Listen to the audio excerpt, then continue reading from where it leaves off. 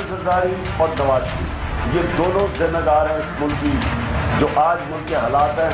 तारीखी कर्जा चढ़ा हुआ पाकिस्तान, शरीफ खानदान, जब पाकिस्तान तबाह हो जाए, इदारे तबाह हो जाए, अदलिया तबाह हो जाए, किसी तरह शरीफ खानदान के अरबों रुपए जो चोरी कर बाहर लेके गए वो बच जाए। ये चाबी वाले खिलौने हैं, खिलौने हैं चाबी वाले। और अब कहा जा रहा है कि ये चाबी वाले खिलौने हैं। नियाज़ साहब की पूरी सियासत उसी चाबी से खुलती और बंद होती रही है।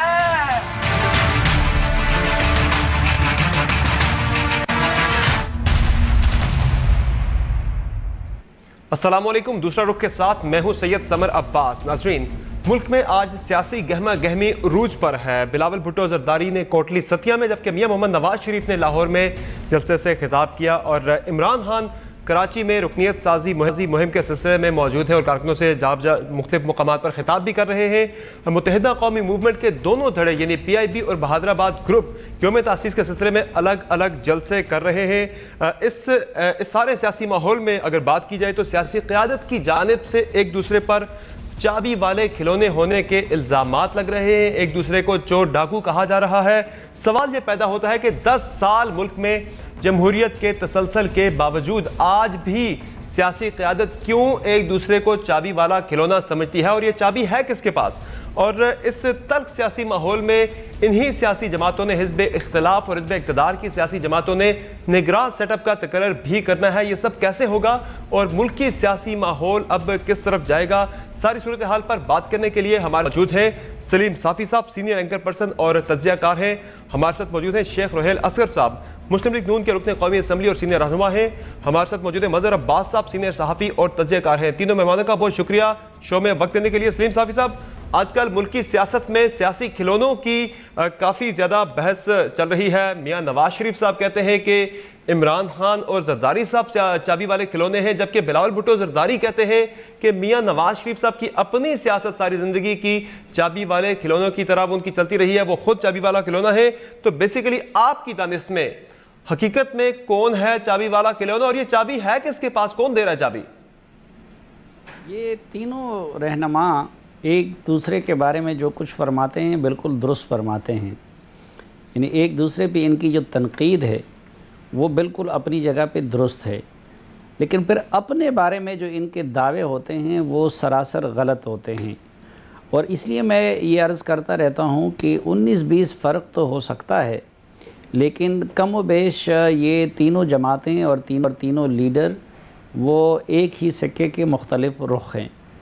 अब इसमें दो राय नहीं हो सकती कि मियाँ नवाज शरीफ साहब की सियासत वो इस्टेब्लिशमेंट और जनरल ज़िया उल हक़ के ज़ेर साया शुरू हुई और अभी यानी आखिरी मरतबा भी इक़्तिदार में आने तक वो किसी न किसी लेवल पे वो चाबी वाले की खुशनुदी के लिए सरगर्म अमल रहे। हाँ, रोल वक्तन फ़वक्तन उनका बदलता रहा। मसलन 99 के बाद उनका एक दूसरा डेमोक्रेट का रुख सामने था, उसके बाद फिर इक़्तिदार में आने के बाद फिर साज़बाज़ का दौर शुरू हुआ। इसी तरह मेमो का जब मरहला आया तो उस वक़्त फिर वो चाबी वाले की साइड पे हो गए जमहूरी हुकूमत के ख़िलाफ़। और यही तारीख़ जो है कम व बेश वो पीपल्स पार्टी की भी है। लेकिन बहरहाल भुट्टो साहब शुरू में जनरल अयूब ख़ान के साथ थे, बाद में वो एक डेमोक्रेट बने, एक बड़ी जमहूरी तारीख़ उनकी रही, पाकिस्तान को उन्होंने आईन भी दिया।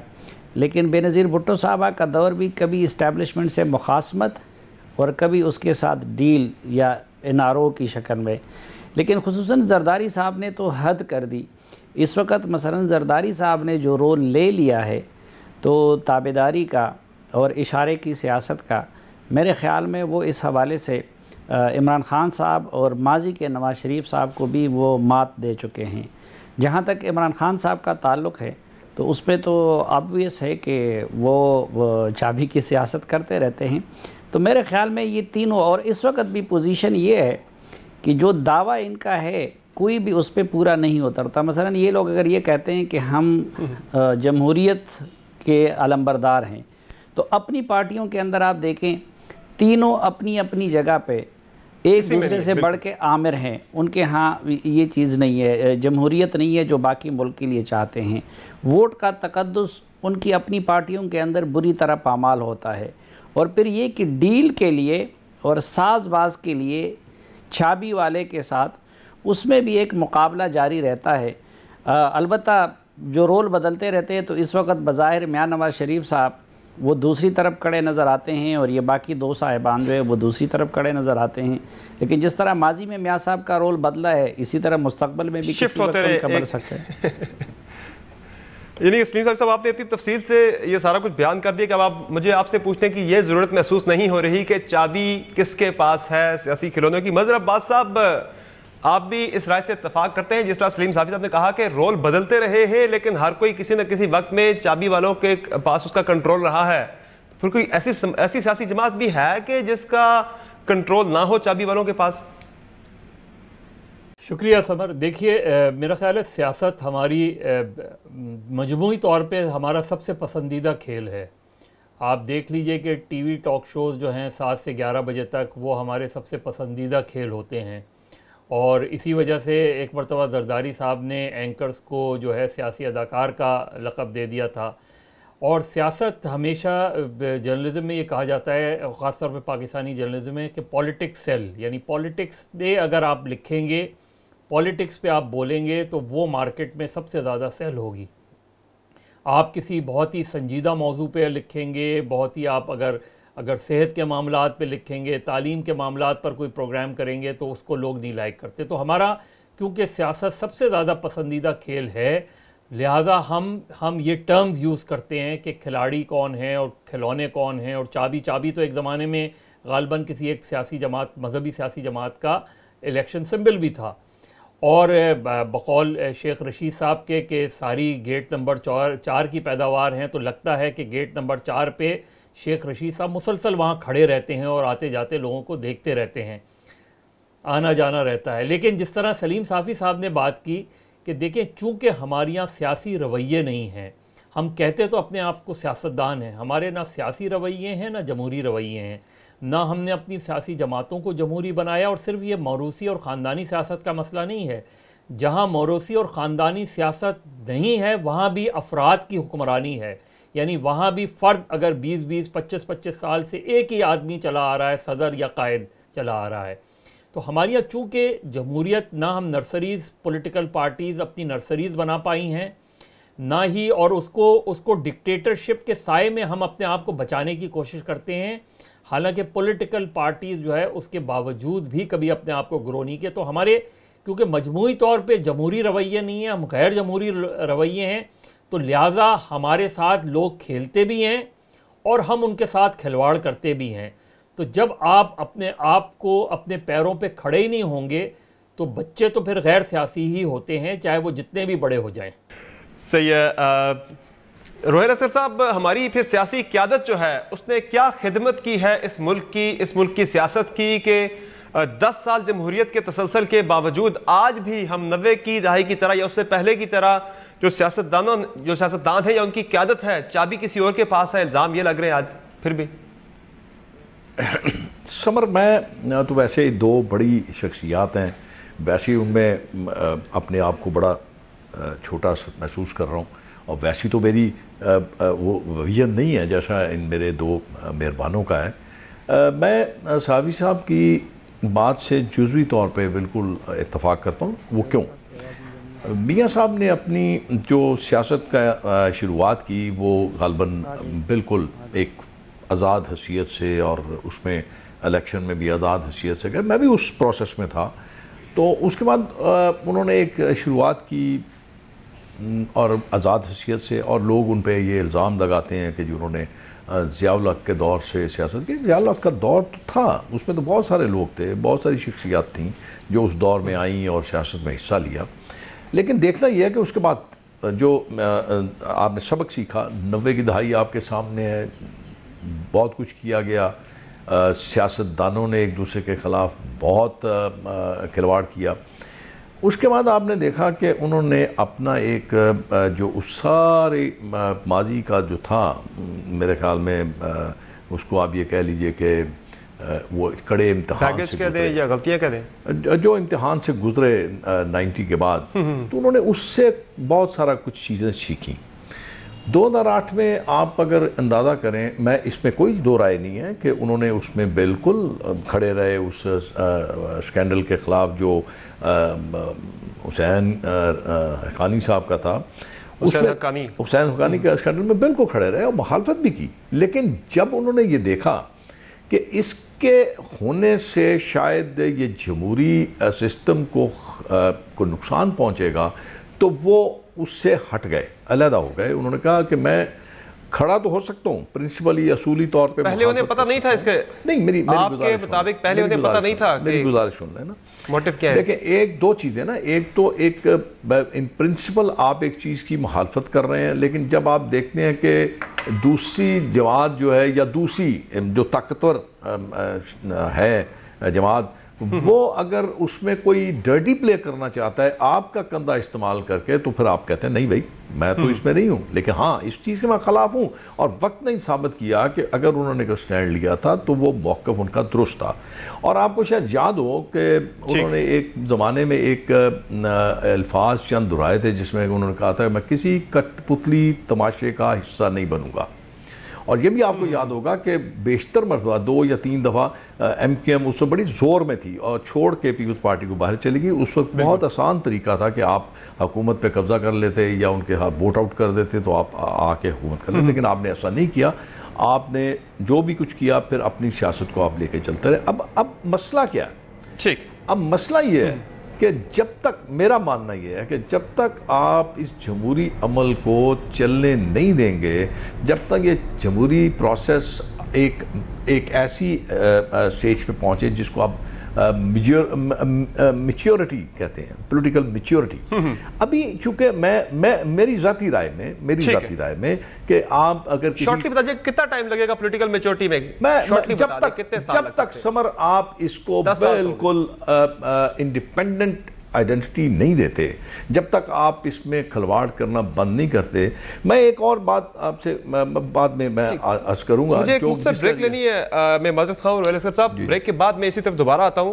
नाज़रीन ब्रेक लेते हैं, ब्रेक के बात करेंगे कि इस एक्सट्रीम पोलराइजेशन के अंदर निगरान सेटअप का तकर्रर भी करना है, कैसे कंसेंसस होगा इस माहौल में, बातों की छोटे से ब्रेक के बाद हमारे साथ रहेगा।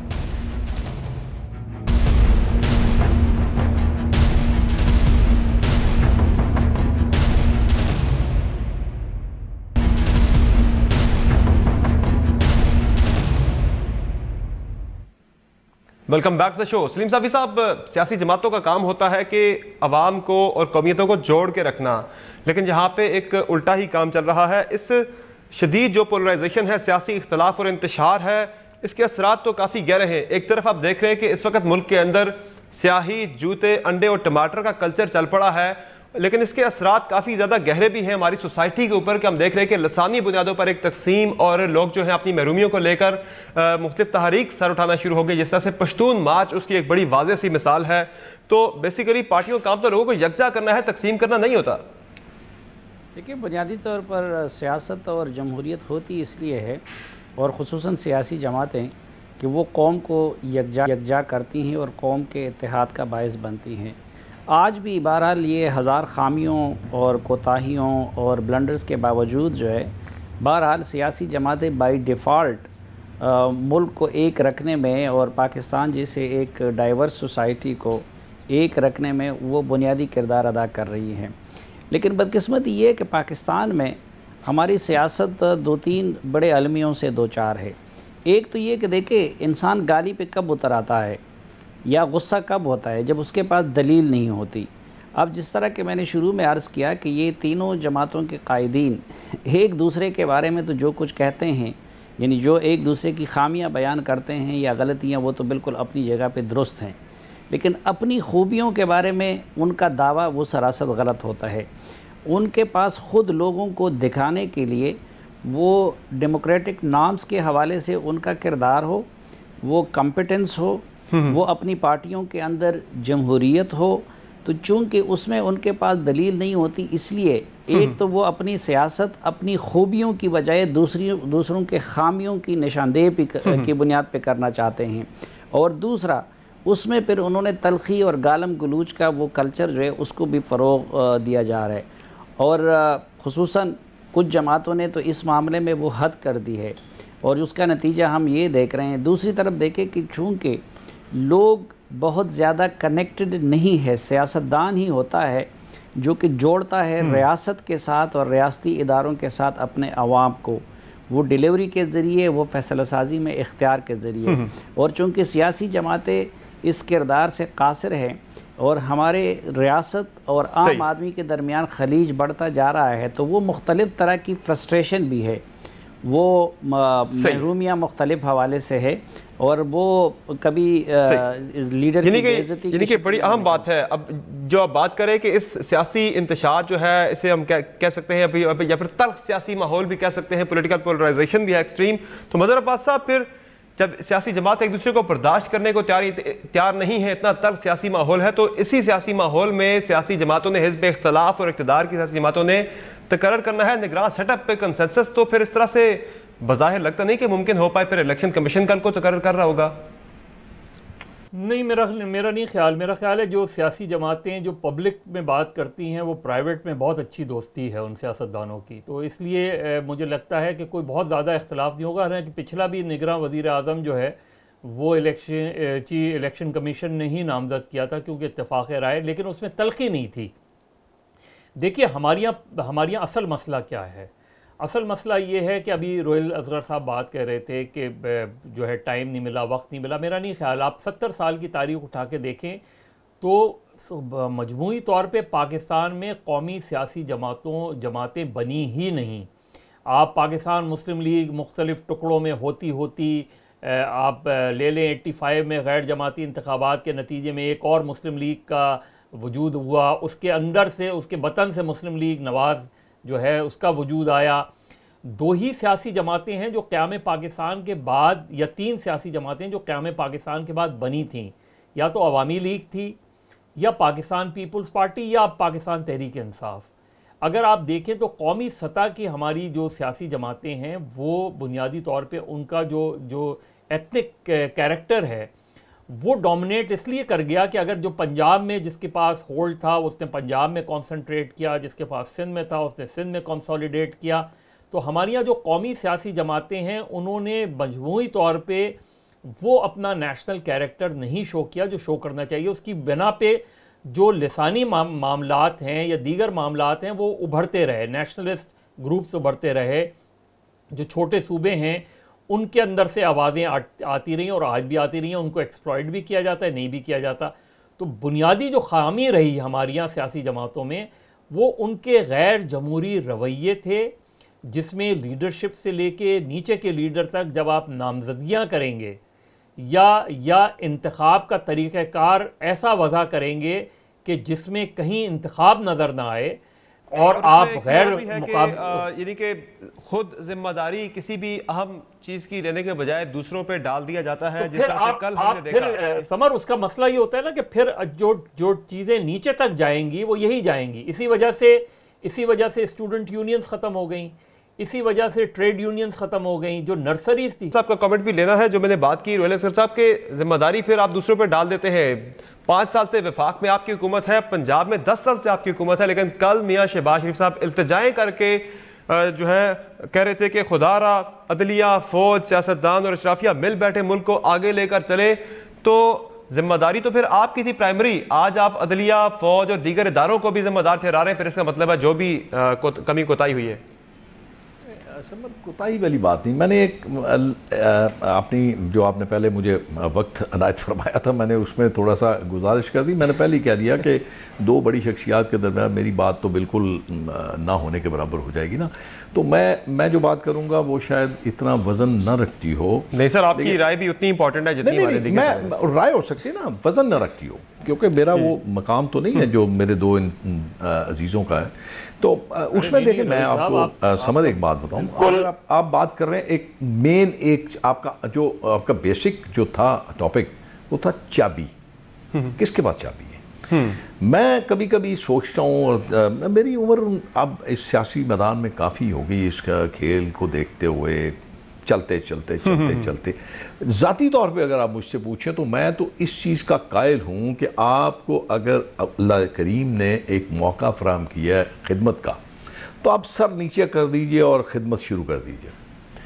आज आपको समझ आई होगी कि आपने 4 साल तनकीद की मियाँ नवाज शरीफ पे, पूरी अपोजिशन ने तनकीद की कि जनाब आपने फॉरेन मिनिस्टर क्यों नहीं बनाया, आपने डिफेंस मिनिस्टर क्यों नहीं बनाया। भाई आपके सामने है, जो हालात हैं आपके सामने हैं। आज आपको पता चल गया कि 4.5 साल बाद अगर वही काम 4.5 साल पहले आप कर लेते तो शायद आज आप मेरे ख्याल में कहीं भूल भाल गए होते, कहीं मिसिंग पर्सन में आपका नाम आ गया होता और आपको लोग भी भूल जाते, आपके मीडिया वाले भूल जाते। आप तो अपने लोगों को भूल जाते हैं ना। तो मैं किस बात की मूली, मैं तो कोई हैसियत ही नहीं मेरी। तो इसलिए मैं कह रहा था, मैंने एक अर्ज़ किया था कि मेहरबानी करके, मैं गलत हूँ, बुरा हूँ, ख़राब हूँ, या भी एक छोटा सा लफ्ज़ मदर साहब ने कहा है, तो आप मुझे मेरे हाल पे छोड़ दीजिए। आप मेरे अवाम को फैसला करने दीजिए कि वो क्या चाहते हैं। वो मुझे अगर लीडर मानना चाहते हैं ठीक है, आप उस पर कुछ नहीं कर सकते। आप सिर्फ पढ़ लिखिए। असल पे बीच में जो आ जाता है ना, बीच में एक ब्रेक, तो फिर तो बिल्कुल ही कट जाता हूँ ना। मेरा कोई रह ही नहीं जाता उसमें दलाइल और दलील। सर मुझे असल में एक टाइम चेक के लिए मुख्तलिफ ब्रेक लेना, ब्रेक के बाद यहीं से आपको बात आगे कंटिन्यू करने का मौका दूंगा। तो ब्रेक लेते हैं, ब्रेक के बाद गुफ्तगू जारी रहेगी, हमारे साथ रहेगा।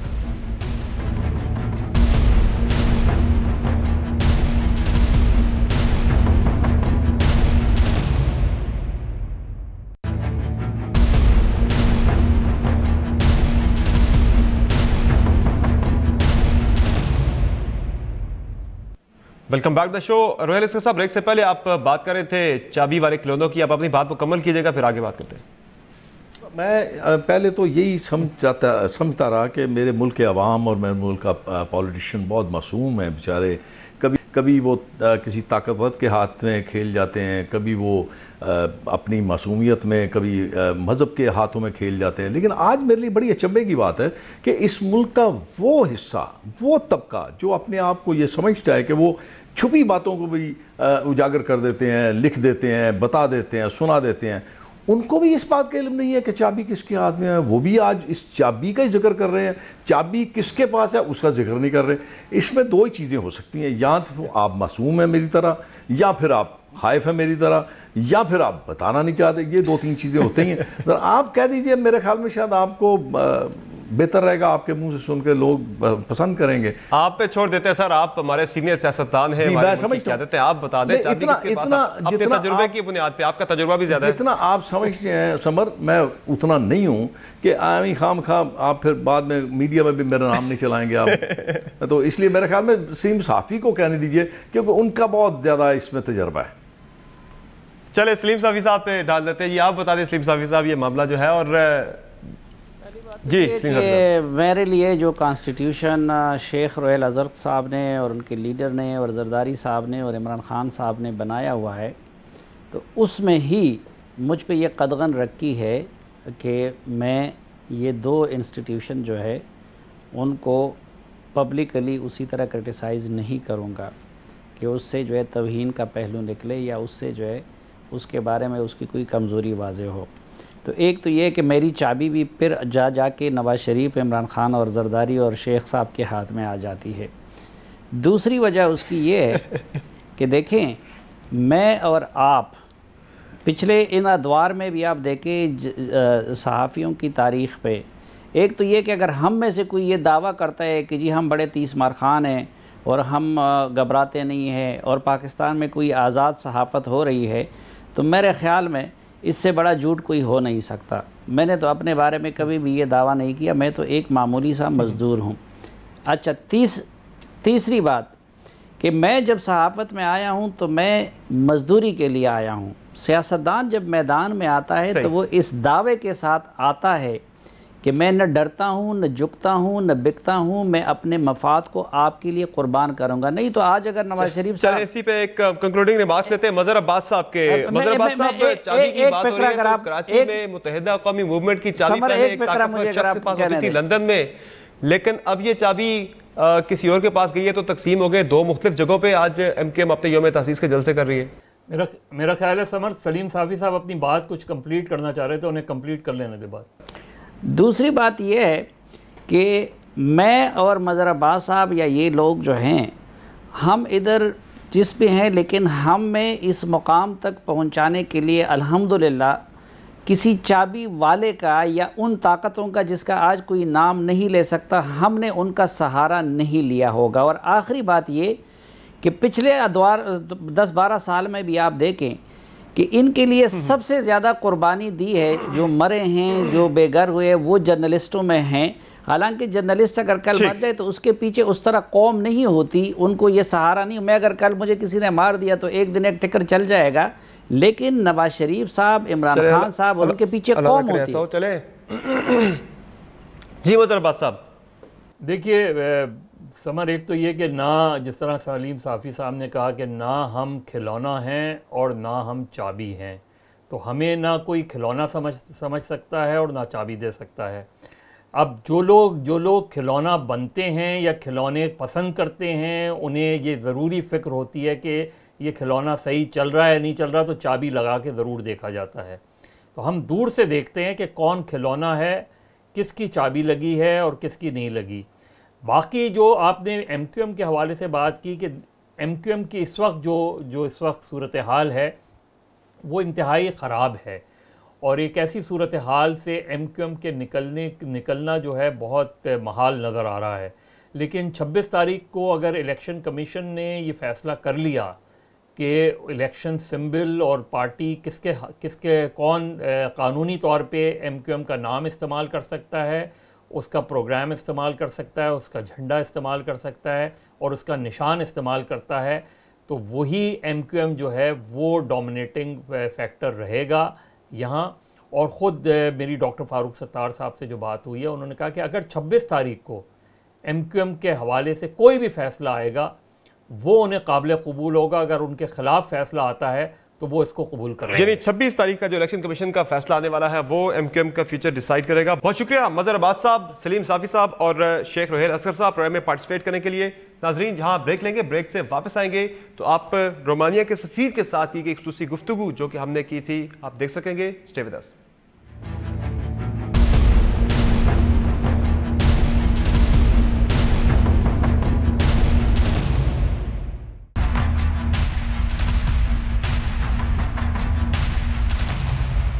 दूसरा रुख में हमारे साथ मौजूद हैं पाकिस्तान में रोमानिया के सफीर Nicolae Goia. Excellency, thank you so much for joining us at Dawn News. Which areas are you focusing in Pakistan to further improve the bilateral relations? Thank you very much for having me today. It's a great honor to be in your TV station. And when it comes to relations between Romania and Pakistan, we have 54 years of good relations, substantial relations, result-oriented relations, and we've been very instrumental in Pakistan in building projects like a refinery in Karachi, cement factories, tractor assembly, and so on. So I'm focusing especially on bilateral economic relations between Romania and Pakistan, because from the political point of view, we have cordial to excellent relationship. We are having constant consultation in Pakistan in political affairs. We are excellently cooperating in international fora. But from the economic point of view, we still have to work, because for now, the level of the trade, level of the cooperation between Romania and Pakistan is not satisfactory. I'm not very pleased. $100 million. $100 million is a ridiculous number for huge potential Pakistan has and huge potential Romania has. And especially when it comes to speaking about extremely high rate of growth of Pakistan economy, and also Romania being for the third year in a row the fastest growing economy in the European Union. So I'm focusing on economic relations between Romania and Pakistan. I'm focusing on business to business contacts, people to people contacts. Where you're planning to take it to from $100 million? My plan is to take it to 500 million in the years to come. It's a kind of ambitious plan, but I'm confident I can do it. And I'm thinking about cooperation in every possible field, in equipment, in industry, in car industry, in tractor industry, in pharmaceuticals, in agriculture, in defense productions, Defense production is a key area. Are you going to strengthen basically the defense cooperation with Pakistan as the operation against the terrorism, the war on terror is going on right now in Pakistan, and Pakistan has done a lot in this war? We have provided to Pakistan a number, almost 40 helicopters until now, and we are doing also services for these helicopters. We are now in the process of talking with our Pakistani counterparts, the increase of these contracts, and possibly to deliver more helicopters in the future. We are at the very initial stage of the talking, and I hope that these negotiations will conclude in an agreement which will increase the number of helicopters we are providing to Pakistan. What about joining the CPEC under One Belt, One Road initiative by the Chinese President Xi Jinping? CPEC is a huge project, and I keep saying that it's a project out of which every country in the region will benefit, especially that because of the fact that this region is the least interconnected region in the world. Yeah. So what you need most in this region is the connections, interconnectivity between countries. And I strongly believe that by concluding these projects and making the people in the region sitting at the same table and negotiating economic contracts, there will be also an improvement in the political atmosphere, in the political situation in this region. As far as Romania and the European Union, by that matter, concerned, we are in the process of assessing how we can fit in the project. Romania will be, because it's a great project, yeah, and I'm pretty sure that Romania will be part of the project of the CPEC in the future. Does Romania support India's entry to the NSG? We are of the opinion that every effort made to to make progress in the process of denuclearization is a good, and we applaud, we commend and I know that Pakistan is doing progresses in meeting the criteria for NSG. But at the same time, we, European Union and Romania, by that fact, we are on the principle that every country should be judged by its own merit. And I only hope that in the years to come, all countries which were asking to become member of this arrangement will feel if required, will you support Pakistan's move to join the NSG? We support Pakistan move to make all the transformations and all the progress in order to become a member. Indian human rights violations are continuing, rather I would say these are increasing in Indian-held Kashmir. Over 1,000 people have been killed recently by the Indian Armed Forces, and hundreds have lost their eyes due to the pellet guns shots fired by the Indian Armed Forces over the peaceful protesters. Why is the West silent over these human rights violations being committed by the Indian Armed Forces? Well, we have a very constant position that this is a situation which should be solved by peaceful means, and we are of the opinion that India and Pakistan should sit at the same table and talk over the prospect, because even one single man, if only one single man or woman is killed in the process, this is a tragedy. So we are promoting the idea of peaceful negotiations and the renouncing of all violence and conflicts and as far as the arms is involved. And finally, how do you evaluate Pakistan's efforts in the war on terror? Pakistan has a great contribution to fighting terrorism. The toll paid by Pakistan is, I think, is the biggest, or one of the biggest in the world. We are talking about tens of thousands of people killed in the process of fighting terrorism. Of course, when the attacks exist, always there is this idea that we have to do more in terms of cooperation, because no any country in the world can fight terrorism alone. Every country needs to be engaged in a cooperation, in a thorough cooperation to fight terrorism. Thank you so much. Thank you for joining us at News. नाज़रीन, आपने तफसीली गुफ्तगू मुलाहिज़ा की Romania के पाकिस्तान में ambassador की, और आज की शो में इतना ही। फीडबैक जरूर दीजिएगा। इजाज़त दीजिए। अल्लाह हाफ़िज़।